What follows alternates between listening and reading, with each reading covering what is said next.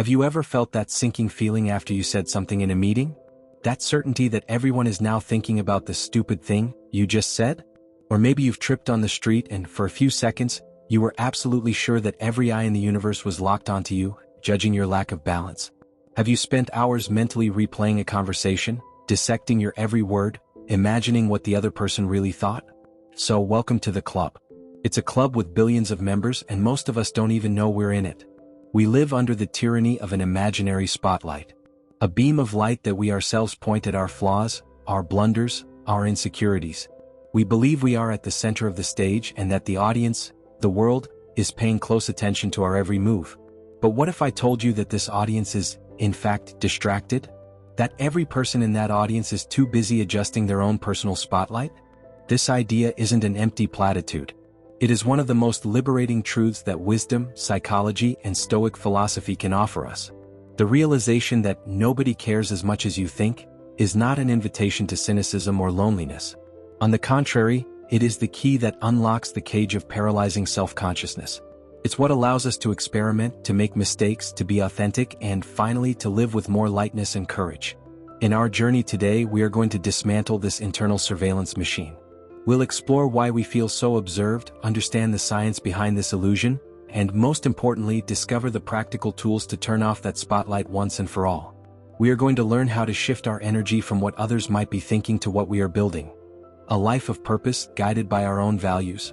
If you are tired of living with the handbrake pulled by the fear of judgment, if you seek a genuine freedom to be who you are, then this content is for you. So go ahead and hit the like button and subscribe, because today we are taking a giant step toward mental peace and true self-confidence. The spotlight effect. The science behind our mental prison. It may seem like just a feeling, our own paranoia, but this impression of being constantly watched has a name in the field of psychology, the spotlight effect. The term was coined by psychologists who studied this exact tendency of ours to drastically overestimate how much others notice our appearance or our behavior.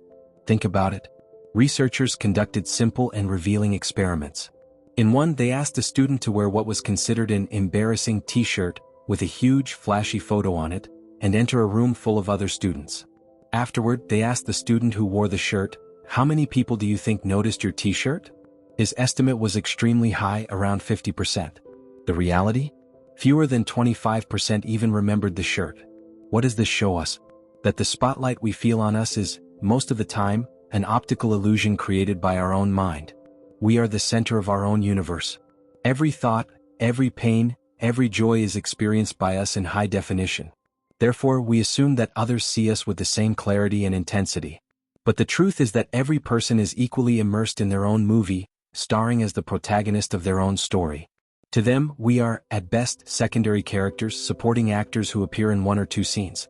This distorted perception has evolutionary roots. For our ancestors, belonging to a group was a matter of survival. Being judged, rejected, or expelled from the tribe was almost a certain death sentence. Therefore, we developed a brain highly attuned to social perception. We needed to constantly monitor how we were seen to ensure our acceptance and safety. The problem is that today, in our modern and complex world, this ancestral mechanism is on constant high alert, interpreting one less like, or a sideways glance as an existential threat. Our brain still runs on Savannah software, but we live in the concrete jungle of social media and office cubicles. Understanding that the spotlight effect is a cognitive bias, a factory default in our brain, is the first step to liberation. It's not that you're insecure or narcissistic for thinking everyone is looking at you.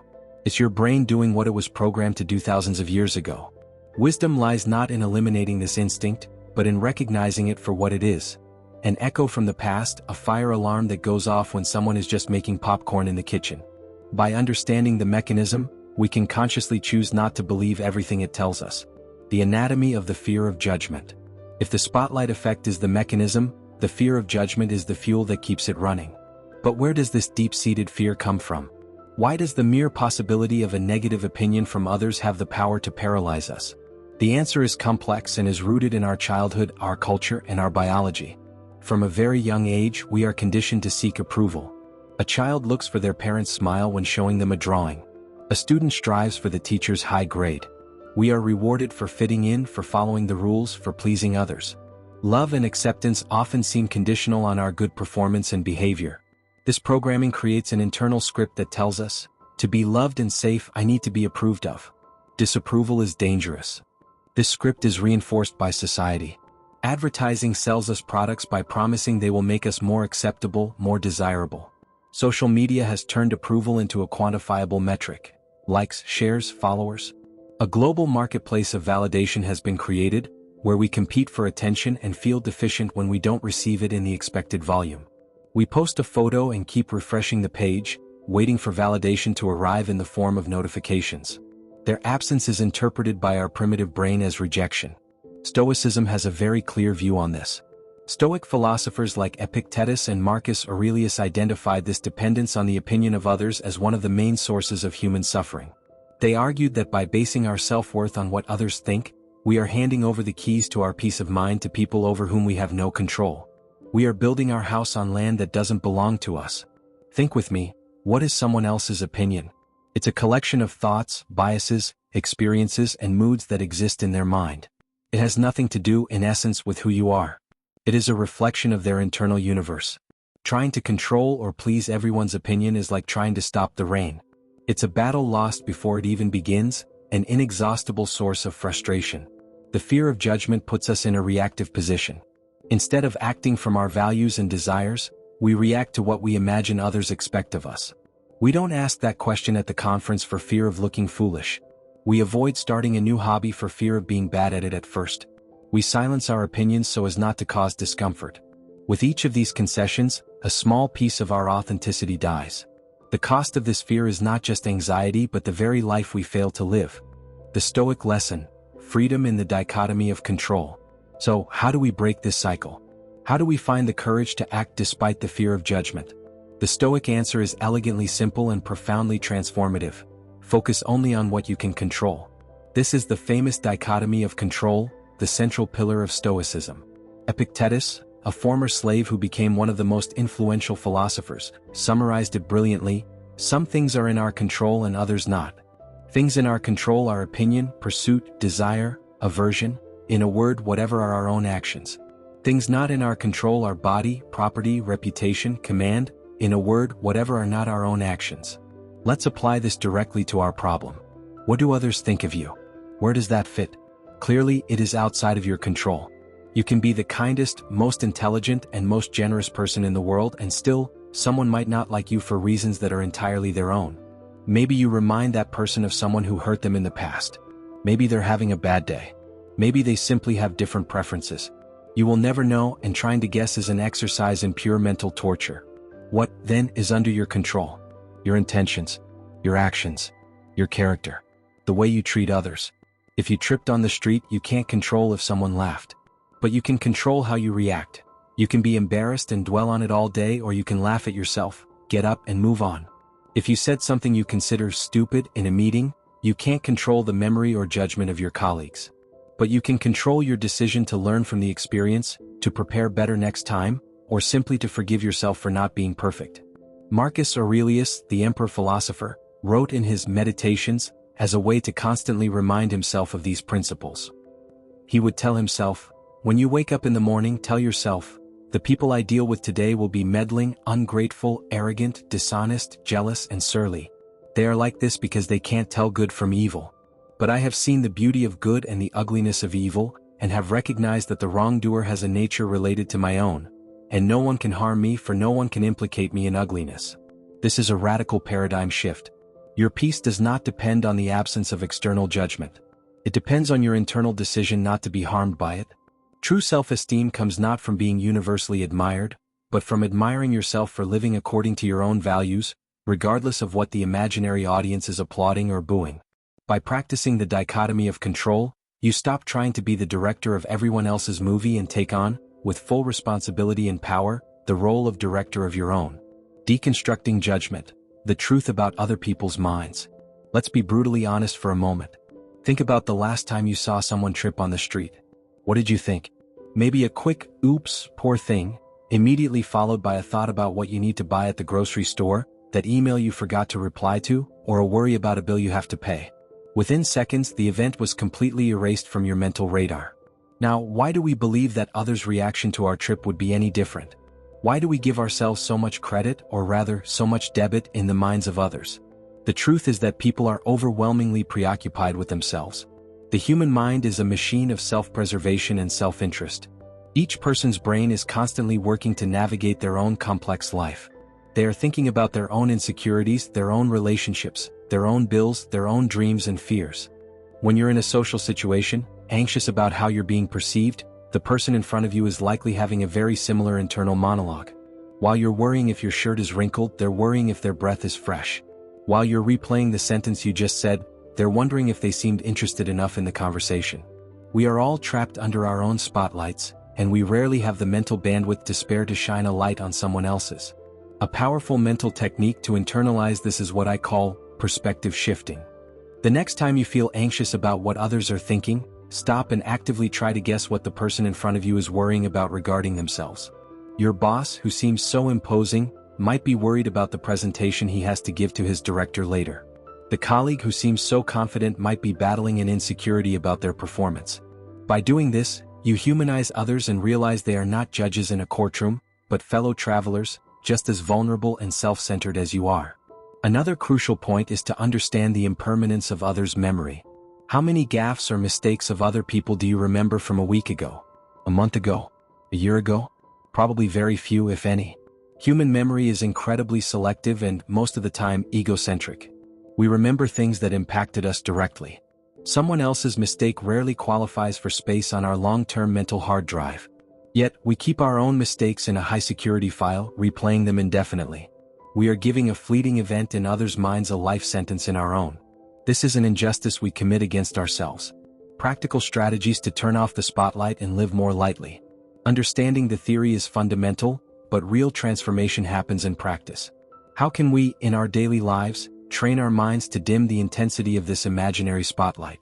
Here are some concrete and actionable strategies. 1. The practice of mindfulness. The spotlight effect thrives when we are lost in our thoughts, in the past, ruminating on a mistake, or in the future, anticipating judgment. Mindfulness brings us back to the only place where life happens, the present. When you feel social anxiety rising, anchor yourself in the now. Feel the texture of the chair you're sitting on. Listen to the sounds of the environment. Pay attention to your breath. By focusing on your senses, you take energy away from your mind's catastrophic narrative and place it in reality. The reality is that, most of the time, nothing terrible is happening. 2. Challenge your thoughts. Cognitive restructuring. Your thoughts are not facts. They are just suggestions your mind offers you. When a thought like, "Everyone thinks I'm an idiot," arises, treat it like a detective. Question it. What is the evidence that everyone thinks this? Can I read minds? Is there an alternative explanation for that look? Maybe the person was just distracted. By doing this, you weaken the thought's credibility. A useful technique is to reframe the thought more realistically. I said something I didn't like and maybe a few people noticed, but they've probably already forgotten and moved on with their lives. 3. Shift your focus from inward to outward. Self-consciousness is, by definition, an internal focus. We are thinking about ourselves. An incredibly effective way to break this cycle is to deliberately shift your focus outward. If you're in a conversation and start feeling anxious, focus 100% on the other person. Get genuinely curious about them. Ask questions. Listen intently to the answers. What are they feeling? What's their story? By becoming an engaged listener, you not only alleviate your own anxiety but also create a much stronger and more authentic connection. People love to be heard, and you'll be remembered as a great conversationalist, not for some insignificant detail about your appearance. For gradual exposure, face small fears. The fear of judgment is like a muscle. If you avoid it, it gets stronger. If you confront it, it gets weaker. Start small. Challenge yourself to do things that cause you slight social discomfort. Go to the movies alone. Ask a stranger for the time even if you have a watch. Share your opinion on a low-stakes topic in a meeting. Every time you do this and the world doesn't end, you are rewriting your brain's script. You are teaching yourself, through experience, that the judgment you fear either doesn't exist or is completely harmless. 5. Adopt a liberation mantra. Have a short, powerful phrase to repeat to yourself when the spotlight turns on. It could be something like, "What other people think of me is none of my business," a famous quote that perfectly summarizes this philosophy. Or perhaps, "I focus on my effort, not their approval." Or simply, "This too shall pass." Repeating this phrase in moments of stress helps interrupt the anxious thought pattern and realign your perspective with the principles you are trying to cultivate. The freedom of being imperfect and connection through vulnerability. We have reached a paradoxical and beautiful point. Our incessant attempt to appear perfect to avoid judgment is, in fact, what isolates us. Perfection is cold, distant, and unattainable. It is a mask that prevents true human connection. Think about the people you admire most and connect with the most. Are they the people who never make mistakes, who are infallible? Or are they the ones who have the courage to be themselves with their quirks, their stories of overcoming challenges, their vulnerabilities? The truth is, we don't connect with others' perfection. We connect with their humanity. When someone admits a mistake, shares an insecurity, or laughs at themselves, it doesn't make them weaker in our eyes. On the contrary, it gives us permission to be human too. It creates a bridge of empathy. Vulnerability is not a weakness, it is the birthplace of connection. By realizing that nobody cares as much as you think, you gain the license to be imperfect. You can try that new haircut, and if it looks bad, that's okay, hair grows back. You can try a new recipe, and if you burn it, that's okay, there's always delivery. You can apply for that job, and if you don't get it, that's okay, it was a learning experience.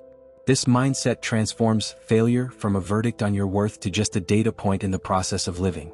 Every mistake, every blunder, every rejection becomes a story to tell, a lesson learned.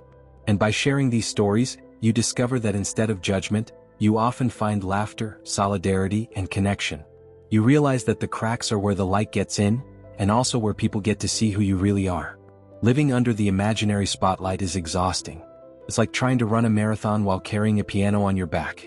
The mental energy we spend worrying, anticipating, and ruminating on others' judgment is energy that could be used to create, to love, to learn, to truly live. The liberating truth is this: the stage is empty. The audience has gone home. The only judge that really matters is inside you, and you have the power to transform that judge from a relentless executioner into a compassionate mentor. So, the next time you trip, spill coffee on your shirt, or say something awkward, take a deep breath. Remember the spotlight effect. Remember the dichotomy of control. Remember that everyone is busy with their own movies. Smile to yourself. And move on, a little lighter, a little freer. Because life is too short and too precious to be lived in the shadow of a spotlight that only exists in our minds. And now, I want to hear from you. What was the most recent situation where you felt that spotlight on you? And how do you think this new perspective might change how you handle it next time? Share your thoughts in the comments below.